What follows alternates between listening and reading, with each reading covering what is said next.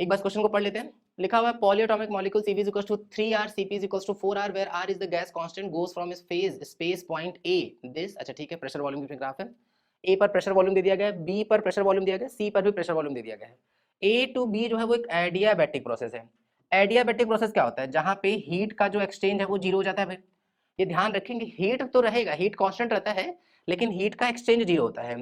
And path B to C is an isothermal process. ठीक है, हम लोग पूछा जा रहा है the net heat absorb per unit mole by the system. अच्छा ठीक है, डेल्टा क्यू नेट चाहिए, तो हम लोग ऐसा कर लेते हैं, पूरे प्रोसेस की बात कर रहे हैं तो एक बार कहां से कहां गया, ए टू बी, तो delta Q A to B plus delta Q B to C, है ना। तो अगर हम लोग इस हिसाब से चले, सबसे पहली बात भाई इस केस में तो जो हीट का एक्सचेंज है वही जीरो हो गया। क्यों? क्योंकि एडियाबैटिक प्रोसेस साफ साफ बोल दिया गया है। तो फालतू एकदम जानबूझकर डेटा दिए हैं ताकि ऐसा लगे बच्चे को कि कुछ खतरनाक क्वेश्चन पूछने, बहुत गरीब क्वेश्चन था। ठीक है, हाँ अगर हम लोग बी टू सी की बात कर रहे हैं, बी टू सी एक ऐसा प्रोसेस है आइसोथर्मल। आइसोथर्मल में टेम्परेचर कांस्टेंट, जैसे ही टेम्परेचर कांस्टेंट तुरंत हम लोग बोल देंगे कि भैया डेल्टा टी होगा जीरो। जैसे ही डेल्टा टी जीरो तो हम लोग बोल सकते हैं कि जो डेल्टा यू होगा वो भी जीरो होगा, क्योंकि डेल्टा यू का फॉर्मूला होता है एनसीवी डेल्टा टी, तो डेल्टा टी जीरो तो डेल्टा यू भी क्या हो जाएगा, जीरो। अच्छा अगर हम लोग फॉर्मूले पर ध्यान दें तो delta Q is equal to क्या होता है, डब्ल्यू प्लस में डेल्टा यू। चूंकि डेल्टा यू जीरो है तो जो हीट का एक्सचेंज होगा वो वर्क डन के बराबर होगा। और बड़ा ही प्यारा फॉर्मूला है आइसोथर्मल प्रोसेस में वर्क डन का। अच्छा मान लेते हैं कोई बच्चा ये भूलता, तो पता है ऑप्शन इस बात का हिंट कर रहा है, ऑप्शन में हिंट दिख रहा है, एल एन लिखा हुआ है। तो work done in isothermal process जो होता है वो एल वाला फॉर्मूला था। किसी बच्चे को अगर ये नहीं याद होता कि सर किस में कौन सा वर्क डन था, लेकिन कई बार ऑप्शन इस बात का हिंट दे रहा है कि जो एल वाला पढ़े थे, ऑब्वियसली किसी को ये तो याद आना ही चाहिए भाई एल वाला फॉर्मूला क्या था। ठीक है, तो क्या फॉर्मूला था, PV ln V two by में वी वन। अच्छा पीवी को एनआरटी हम ये भी लिख सकते हैं कि nRT ln V two by V one. तो ए टू बी में चूंकि कोई हीट का एक्सचेंज हुआ नहीं है, तो जो भी हीट का एक्सचेंज हुआ है वो केवल बी टू सी में हुआ होगा, तो याद रख देना n R T l n V two by में वी वन। लेकिन प्रश्न में हीट नहीं चाहिए, क्या चाहिए, heat absorb per unit mole. तो एन को डिवाइड कर देते हैं भाई, जैसे ही हम लोग एन को डिवाइड करेंगे, एन जब डिवाइड में जाएगा तो डेल्टा क्यू बाई में एन इज इक्वल टू क्या हो जाएगा, R T l n V two, मतलब फाइनल पोजिशन। भाई हम लोग कहां से कहां गए, बी टू सी, तो सी पर जो वॉल्यूम है वो कितना है, वो है 8 इंटू 10⁻⁻6।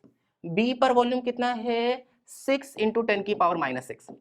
यहाँ -6 उड़ा देंगे, यहाँ क्या आ जाएगा, delta Q divided by n is equals to R T l n. भाई यहाँ पे हम लोग को क्या मिल रहा है, 8/6 मिल रहा है।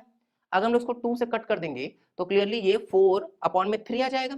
तो 4/3 और एल एन, वैसे पहले लिख लेते हैं, ये आ गया। ठीक है, l n A by B जो होता है वो होता है l n A minus l n B, मतलब यहाँ जवाब लिख कह सकते हैं कि R T l n 4 minus l n 3। और टी टेम्परेचर हम लोग को दिया भाई, चूंकि आइसोथर्मल प्रोसेस है, बी टू सी के दौरान जो टेम्परेचर वो बदला ही नहीं, ग्राफ में दिख रहा है साफ साफ। जैसे ए टू बी गया तो टेम्परेचर बदला है 500 450, बी टू सी लगातार टेम्परेचर कितना 450 रख देते हैं। तो अगर हम यहाँ 450 रख दें, टेम्परेचर केल्विन में ही रखना पड़ेगा, तो 450 R l n 4 minus l n 3। ठीक है, तो आ जाएगा 450 R l n 4 l n minus l n 3। तो इसका ऑप्शन नंबर सेकंड ठीक हो जाएगा। अच्छा कुछ बातें और भी हैं, जैसे ना जैसे यहाँ पता है इतना मतलब थोड़ा गरीबी कर दे रहे हैं ये लोग कुछ कुछ चीजों में। जैसे प्रॉब्लम कहाँ है, जैसे एक चीज और गड़बड़ दिख रहा है, जैसे कई बार हम लोग क्लास में बच्चों को बताते हैं कि अगर कभी भी ग्राफ दिखे पी और वी के बीच में ऐसा, तो इस तरह का ग्राफ एडियाबैटिक के लिए भी लगभग बन सकता है और आइसोथर्मल के लिए भी बन सकता है। तो बच्चों को हम लोग ट्रिक बताते हैं कि तुमको कैसे पता चलेगा क्वेश्चन में, वैसे तो खैर यहाँ बोल ही दिए हैं, लेकिन चलो मानो किसी को चेक करना होता तो हम लोग बच्चों को बताते हैं कि देखो ऐसा किया करो, आइसोथर्मल पहचानो। कैसे पता चलेगा कैसे थर्मल है, पीवी इक्वल्स टू एनआरटी होता है भाई। अगर आइसोथर्मल तो टेम्परेचर कांस्टेंट, तो ये पूरा टर्म कांस्टेंट होगा ना, तो पी इंटू वी हमेशा कांस्टेंट रहेगा। तो जैसे मान लेते हैं कोई डेटा ले रहे हैं, जैसे ये 2 है ये 10 है, और लोग ये वाला वैल्यू ले रहे हैं 2, ये वाला वैल्यू ले रहे हैं 10। तो हम लोग बच्चों से बोलते हैं देखो ऐसा करो कि यहाँ पे पी और वी का मल्टीप्लाई करो, 20 आ रहा है, यहाँ पे पी और वी का मल्टीप्लाई करो 20 आ रहा है, तो हम लोग बोलेंगे कंफर्म आइसोथर्मल है। ठीक है, तो मल्टीप्लिकेशन से चेक कर सकते हैं। लेकिन अब देखो प्रॉब्लम क्या है पता है, अगर हम लोग बी का प्रेशर और वॉल्यूम मल्टीप्लाई करें तो 5 6 30, तो 30 इंटू में 10⁻² आ रहा है। जबकि सी पर प्रेशर वॉल्यूम का मल्टीप्लाई करेंगे तो 8 इंटू 10⁻² आ रहा है। ये कहीं से भी एक दूसरे के इक्वल नहीं है, लेकिन ठीक है, मतलब पेपर थोड़ी गरीबी पूछा गया कि मतलब वो तो दे ही दिए। अब चूंकि वो बोल दिए हैं ऐसा कि भाई वो आइसोथर्मल है, तो हम लोग भी मान के चल रहे हैं कि आइसोथर्मल है, लेकिन ऐसा हो ये जरूरी नहीं है, ध्यान रखना हम लोगों को।